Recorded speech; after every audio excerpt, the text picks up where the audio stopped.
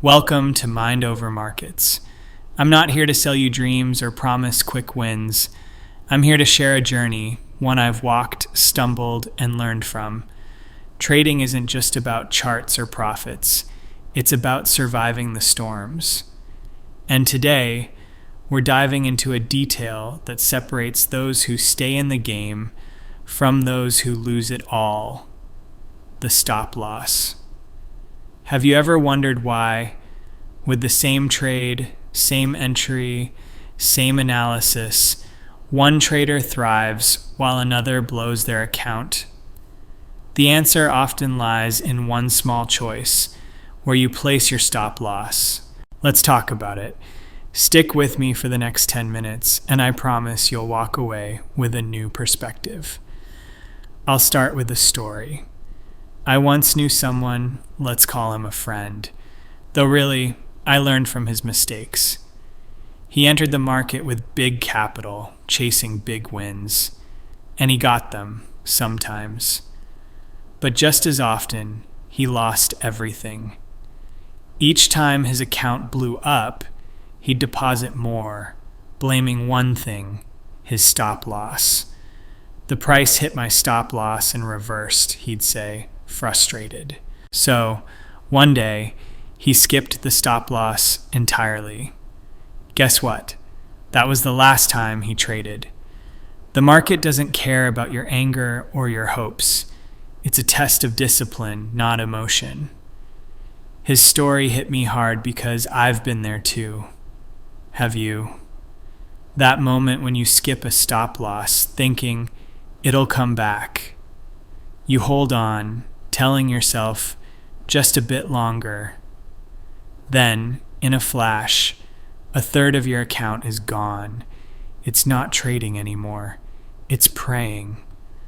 I've been in that spot, watching a small sell trade go against me. The price spikes up 30 pips.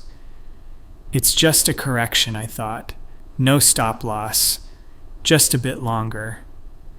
Then, poof, my account was down 30%. The problem wasn't my analysis or skill. It was that I didn't respect risk. Trading is like driving on a mountain road. You need skill, a steering wheel, brakes, but above all, you need a guardrail. That's your stop loss. Without it, one wrong turn sends you off the cliff. Here's a question I hear all the time. Why does my stop loss always get hit? You place a trade, it runs a few minutes, hits your stop loss exactly, then reverses in your favor. It feels like the market's playing you, like someone's watching, waiting to sweep your trade. I've felt that frustration. After a few of those, you start doubting everything. Some traders even ditch stop losses, thinking they're just there to get swept. But here's the truth. The market isn't targeting you. It doesn't care who you are or where your stop loss is. But it does react to where everyone places their expectations. Picture this, a room where everyone crowds the emergency exit. If chaos hits, that's the most dangerous spot. The market's the same. When thousands of traders place stop losses just below support or above resistance, those levels become magnets for breakouts. Why? Because everyone's stop losses trigger a cascade of sell orders, pushing the price further. If you're always setting stop losses a few pips below support, you're doing what the crowd does, and the crowd gets swept. I learned this the hard way, and so did a friend of mine. He shared a story. I bought gold, expecting it to hit resistance. I placed my stop loss just below support.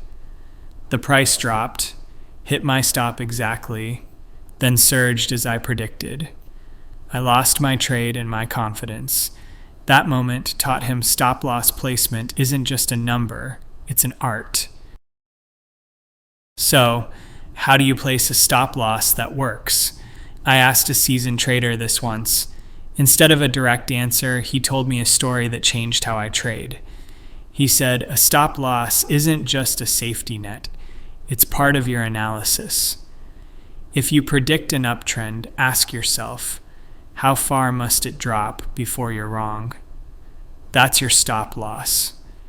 He didn't place stop losses at the furthest point, but at the first sign his trade idea was invalid.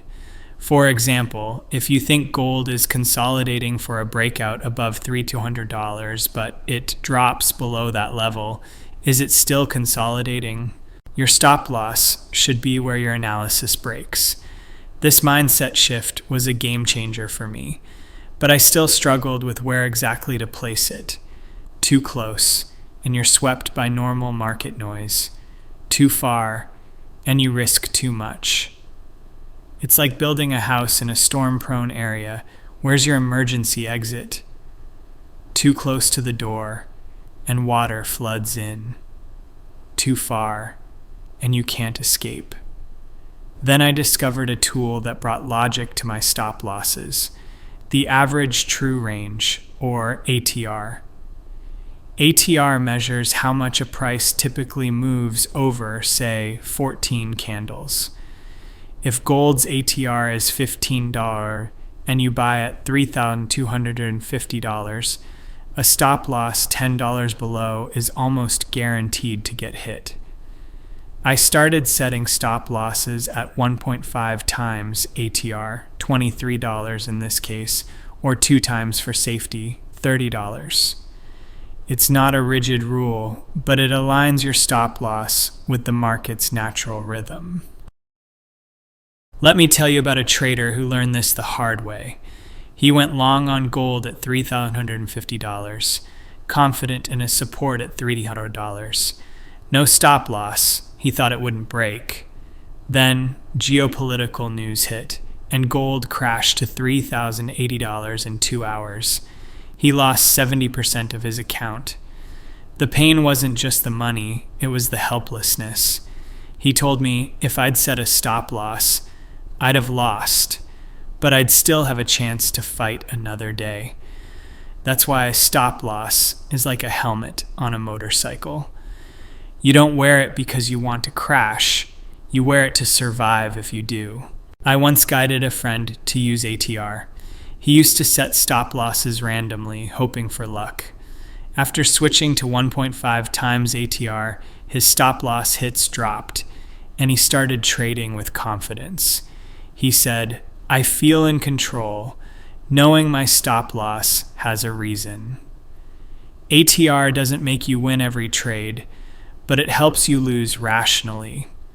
Gold is wild, swinging from $3,260 to $3,350, and back in hours during news like Fed meetings or inflation reports. No one predicts it all, but ATR helps you set stop losses that respect the market's volatility, keeping your account alive for the next trade. A stop loss isn't just a number, it's a survival philosophy. You've heard, let losses be small and profits run. But to lose small, you need to know where you're willing to admit you're wrong. Trading doesn't need you to be right every time just to survive long enough for the odds to tilt your way. A viewer once messaged me, "I never used stop losses thinking the market would come back. I lost so much being stubborn." We've all been there, clinging to hope instead of a plan. But trading needs principles, not hope. A stop loss isn't defeat, it's your right to retreat and fight again. With a proper stop loss, you stop obsessing over every price tick. You don't panic at small moves. You can read, work, or sip tea without fear. That's freedom in trading. You don't control the market, you control your risk. In any game, the one who lasts isn't the one who wins fast, but the one who avoids ruin. Your stop loss is your shield. If you're watching this, you're not here for fun, you're searching for something to guide your trading journey.